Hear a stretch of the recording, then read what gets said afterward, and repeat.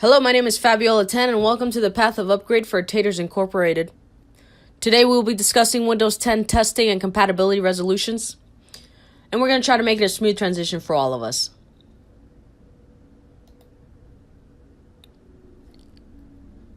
Today our objectives, we're going to highlight some compatibility issues that Windows 10 users encounter while they're upgrading. We're going to talk a little bit about why Windows 10, and we're going to address some application concerns if we have any before the rollout. On the right, you'll see a little snippet and summary of our three-phase plan. Phase 1, we focus on hardware and collecting information. Phase 2, we focus on how the test operating system will handle on a local test machine.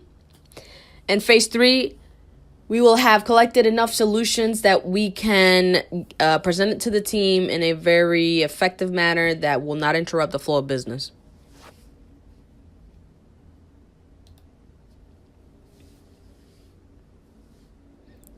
Here's a timeline on when we expect Windows 10 deployment into all our systems.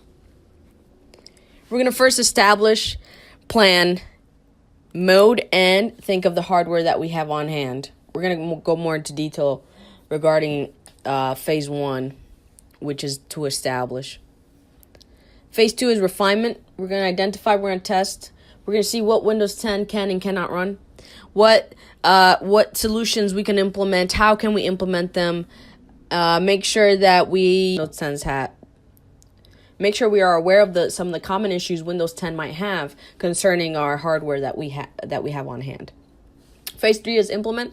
We're going to implement these solutions, and we're going to present it to the team so we can build our environment in a cohesive way. Then August 2019 comes around.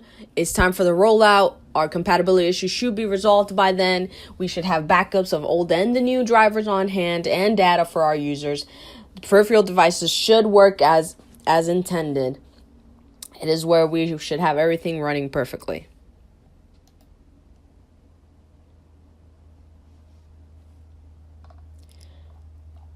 Phase 1.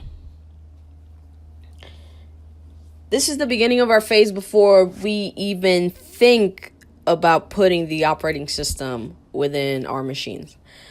We need to know the system requirements for installing Windows 10. We need to know the hardware and software requirements and the needs that these applications have before the rollout. To ensure 100% we have a successful full system backup. That's including the old and new drivers for all of our machines.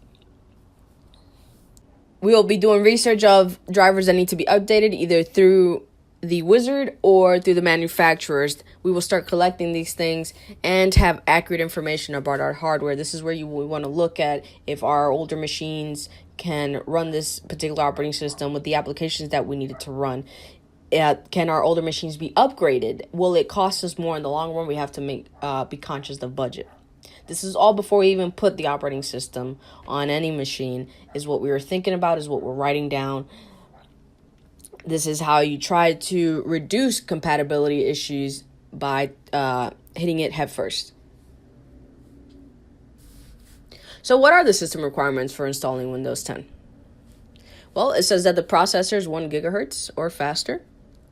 And here on the right, we'll say know your hardware. So can our Dell, Toshibas, and Lenovo's run Windows 10 with enough processing power?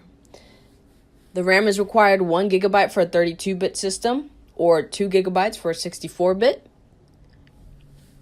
Hard drive space is 16 for a 32-bit and a 32 gigabytes for a 64-bit. That's a bit larger. So make sure your systems have headroom as your data increases and your hard drive fluctuates. So why Windows 10? We're upgrading for 7. We could have gone to 8.1. Why 10? Well, Microsoft quotes that Windows 10 is seeing the highest customer satisfaction and lowest number of customer support inquiries of any version of Windows. Also, Windows 10 is the safest and most secure version of Windows, and Microsoft strongly encourages their customers to stay current with the latest Windows updates. So Windows does have periodic periodic updates, Windows support is still alive and well. And some of the neat features that Windows has, such as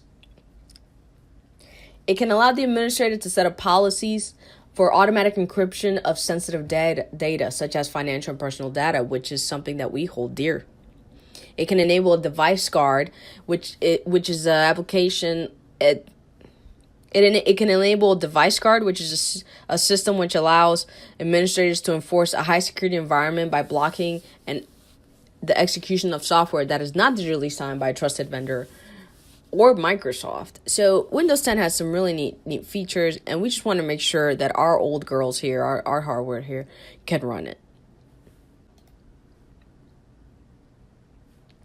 Here's a small overview of our Dell Optiplex system, and this is something that we would review with our team, and we would make sure we knew what is compatible with Windows 10 hardware-wise, and what is not, and what we need to watch out for, what common errors, what common issues with this particular system.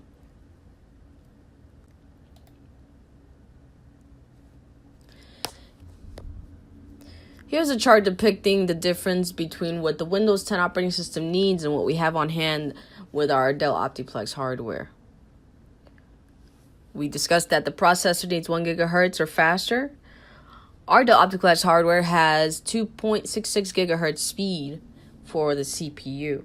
We have 4 gigabytes of RAM, although we suggest upgrading it because newer applications use more RAM, such as if we're using Google Chrome or other similar software. Be mindful of your headroom within your hard drive. This is all things you have to consider when upgrading, because it might change things around. You want to go back and kind of clean up your disk to make it run a little better, but we should have enough if we plan accordingly. Our Toshibas and Lenovo's are a bit different because they're laptops. The thing with these two, they mirror the same.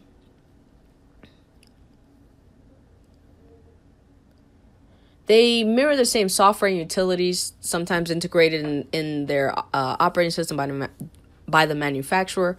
So, for example, some of Toshiba's is webcam application, a disk creator, a health monitor for your PC, media controller, recovery disk creator. Same with Lenovo. Lenovo has similar software installed.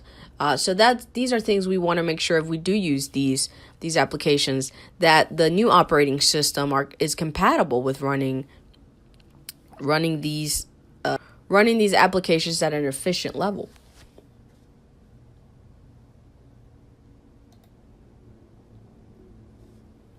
Now here's the hardware laid out with numbers again. With these laptops, our team recommends upgrading the RAM because, again, these newer applications, the way they are being built, they use more RAM, they use more memory, and we want our users and our workers to feel like they're being productive, to make sure they have multiple applications open to whatever they need. So that's what I would recommend. The hard drive and processing speed are enough to go ahead and even do a migration instead of a clean install. Our Dell Precision Towers, with these type of computers and machines, we want to account for peripheral compatibility, such as keyboards, mouse, monitors, printers, things like that. We want to make sure peripheral compatibility as well as hardware and software. So with these guys compared to laptops, we want to make sure that the mouse, keyboard, and monitor, printers, and stuff like that, the plug and play is working nicely, that everything can be run smoothly. It is highly upgradable. So these are our big boys. They do the bulk of our processing here and whatever we need it to do compared to our laptops. And your users are mostly on these computers. So can that tower handle a new monitor, or will it register in the old? Do we need to upgrade that? We need to keep that in mind and have that laid out for the budget. This is all still during phase 1, even before touching the new operating system. Here again is a chart with the numbers, as we said before. Very self-explanatory.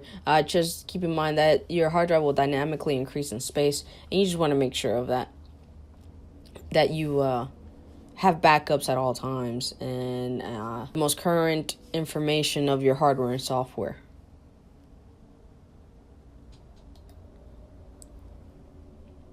So what is phase 2?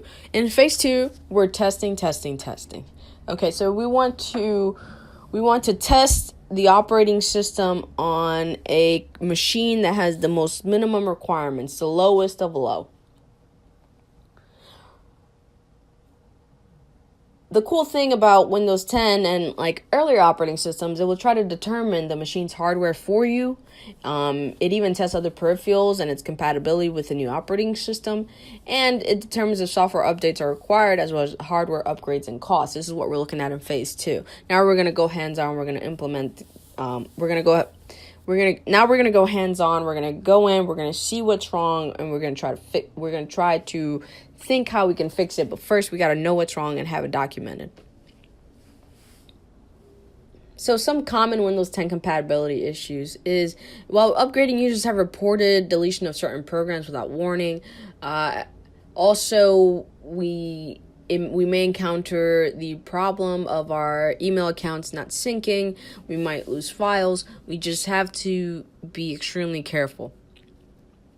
A bulk of these issues, though, are caused by outdated drivers. So, as we discussed in phase 1, these are things we want to know about. We definitely want to know about the drivers. We want to know about, can we get it through the manufacturer? Can we update it through the system? Is it automatic? We want to know what we're dealing with here. So when we are testing and we need to revert back to an earlier version of Windows, we have all that in hand through the backups.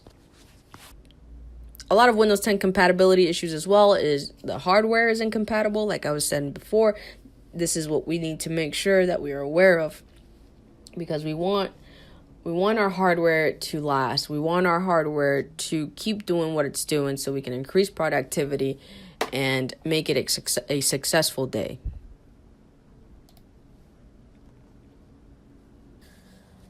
So, luckily, Windows has its own compatibility troubleshooter, and the way you find this is to run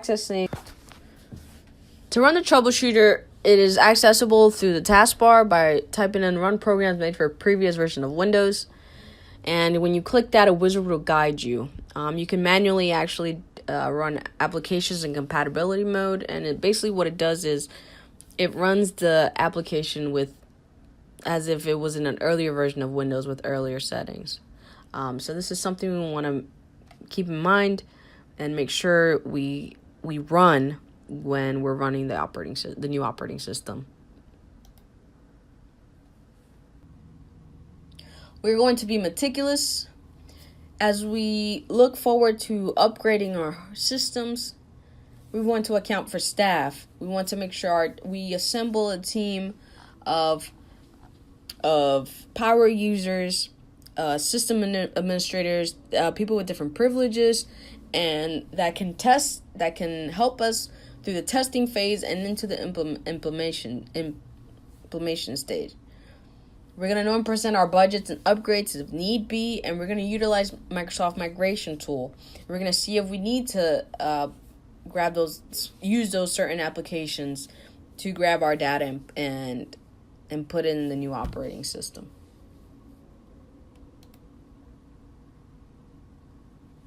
Be aware of software licensing costs when you're doing this. Be aware that updates can increase your hard drive space.